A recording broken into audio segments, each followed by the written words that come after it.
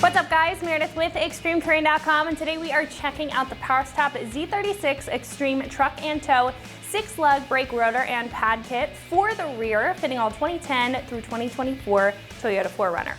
Now, swapping out your brakes is just a part of owning a car in general, but if you want a set that's going to be better for your 4Runner and your more intense lifestyle than the factory set, this is going to be an excellent choice. Now, as you can see, this is just for the rear if you have broken up your maintenance schedule between the front and the back, or simply just want to purchase the front and back separately. However, this is going to bring more to the table than stock, especially great for those heavier 4Runner applications. Now, if you have heavier armor on your build or loaded up regularly to take it camping or overlanding and have a higher gross weight, these will help give that extra bite to slow you down with more confidence.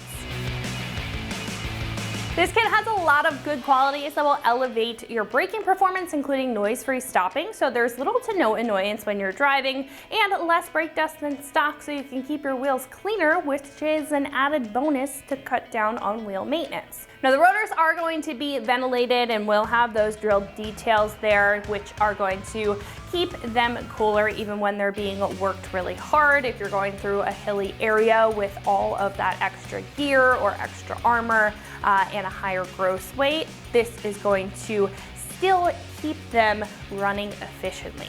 Along with the functional benefits, the look of the drilled and slotted rotors will add that sporty touch to the 4Runner and will complement whatever wheel, stock or not, that you pair with it. Now, the construction of this kit here will be tough and one that won't have you questioning over time. Starting off the rotors, these will have a cast iron design with those drilled and slotted details, again providing better cooling, and they will feature a zinc plating to the finish here to help with longevity, especially in poor weather conditions. The pad will also have a carbon fiber ceramic compound specifically designed for higher performance applications like those heavier loads and harder braking, while still keeping some comfortable day-to-day driving characteristics, which will kind of give you the best of both worlds there. The back of the pads will also have stainless steel shims, and it will come with all of the hardware required for the install, which will be fairly straightforward, and we'll show you in just a minute.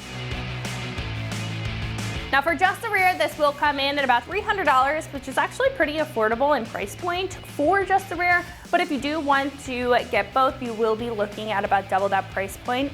Still affordable when it comes to a set of high performance brakes. Now, I think if your 4Runner isn't necessarily in need of a overhaul for your braking system, or again, you just want to split it up or save a couple of bucks, but you still want more than the average brake kit when it comes to the components and the performance, this is going to be a great choice to consider. Install will be a 2 out of 3 wrenches on the difficulty meter. It should take you about 3 hours or so to get the job done. Now, at this point, we can head over to our shop, check out a detailed breakdown on how you can get these onto your 4Runner at home. So that's gonna wrap it up for what I have to say. Let's go ahead and jump into it. The tools you'll need for this project are an impact gun or a 1/2-inch drive ratchet, a 13 and a 17 millimeter socket, an M8 by 125 bolt, some brake cleaner, a clean cloth, caliper hanging tool, caliper piston compression tool, and the supplied brake lube. Hi everyone. Today we're installing a set of rear brakes on our 4Runner, so let's get started by watching a short video on how to uninstall the stock brakes. So now moving on to the rear, we can remove our 2 slide bolts, remove our clamshell, and then use a caliper hanger to hang that up out of the way. So now I'm going to grab our caliper hanger and just throw that on the spring for now. And then we'll take a 17 millimeter socket to remove our 2 bolts.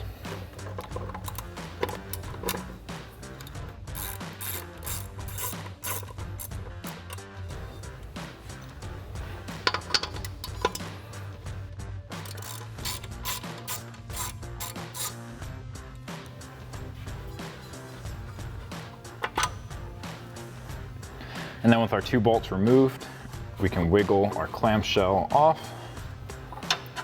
and then hang that onto our caliper hook. Next, we can remove our caliper bracket with our brake pads all in one. So we'll take a 17 millimeter swivel socket to remove our 2 bracket bolts.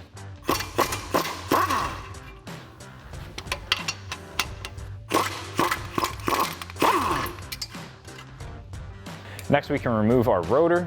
We're gonna do this the same way we did the front. I've got our M8 by 1.25 bolt that we can thread into our rotor. And then we'll take a 13mm socket to tighten that down. And then once our rotor pops free, we can remove it.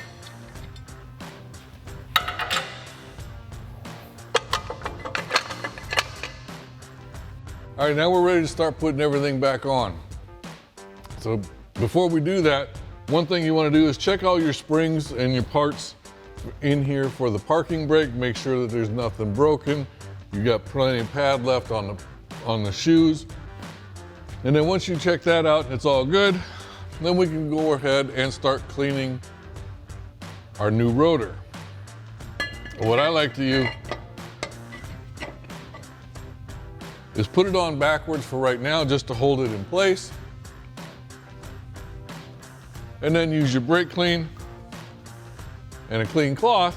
Spray this down, make sure you wipe down everything so that there's no manufacturing residue or anything got on it in shipping. So we'll go ahead and just spray this down. Make sure you get the inside as well where the parking brake sits. And then with your clean cloth, just go ahead and wipe everything down.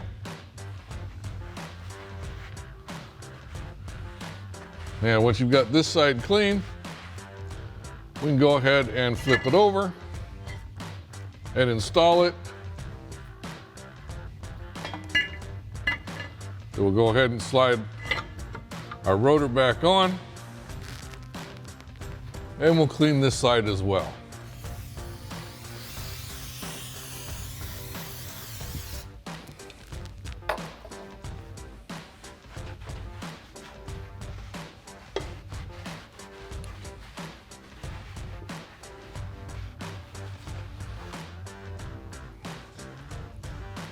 Now with our rotor in place, we can go ahead and put in our new pads into the caliper mounting bracket.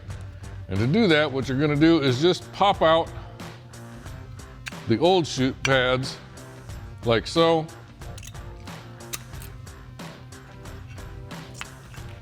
Really simple to do that. And then as well, these got these retaining clips in the caliper mounting bracket. Just grab a hold of those and pop those out as well.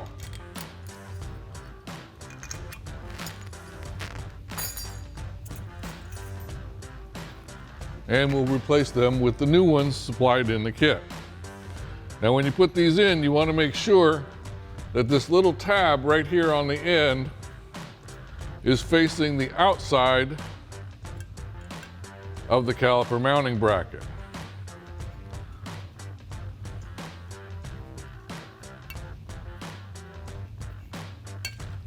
And these should just pop into place like so. Now you will have to pay attention as some of these brackets are facing the opposite direction.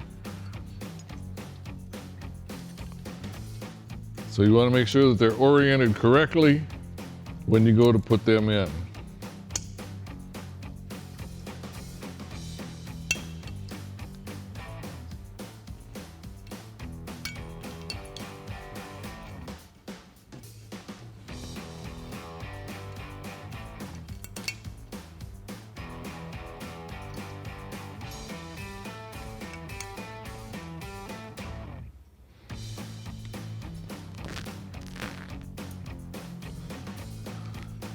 Now these new ones may be a little tight to get on and they seem like they won't fit, but with a little patience and a little perseverance, they will fit in. All right, now we're ready to install our pads into our caliper mounting bracket. But before we do, we also need to install this wear indicator on the pad itself. And the way that this goes is the back of the pad here, there's a little hook right there.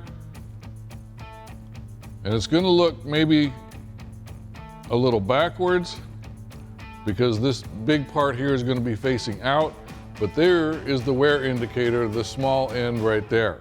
And you want that inside so that when the pad wears down, that's what'll start making the noise and let you know it's time for new pads.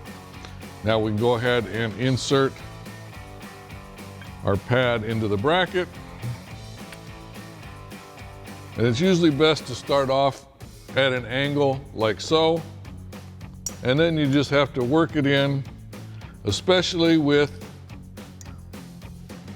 these new retaining springs. They will be a little tight, so it'll take a little bit of work to go ahead and put them in.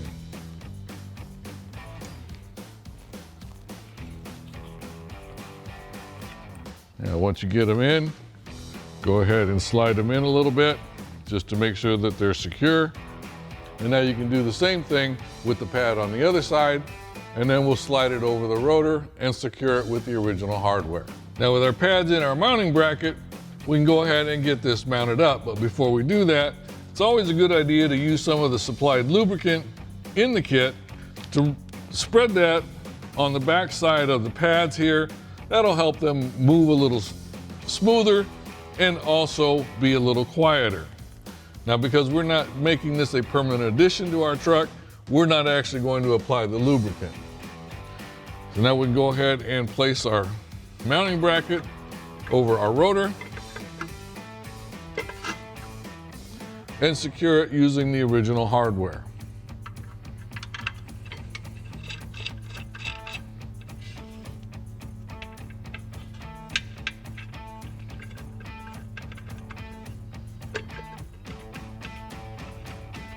Now that we've got our bolts started, we can go ahead and tighten them down with our 17mm socket.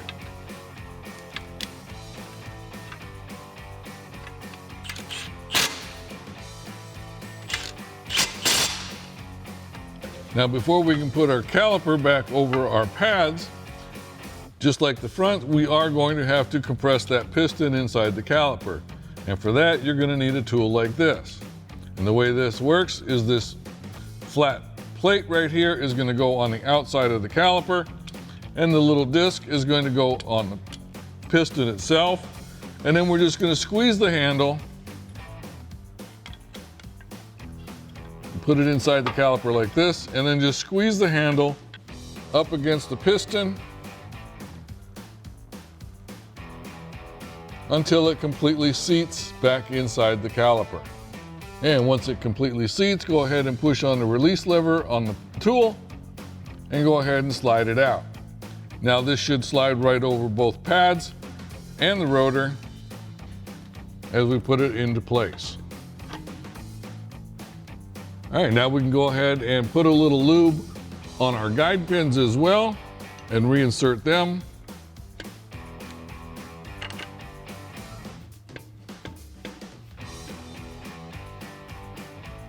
And we'll tighten those down with our 17mm socket as well.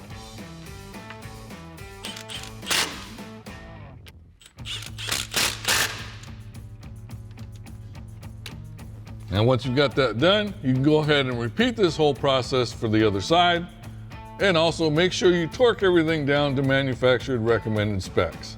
And that wraps up our review and install of the PowerStop Z36 Extreme Truck and Tow 6-lug brake rotor and pad kit for the rear of your 2010 and newer 4Runner. Thanks for watching, and remember, for all things 4Runner, keep it right here at ExtremeTerrain.com.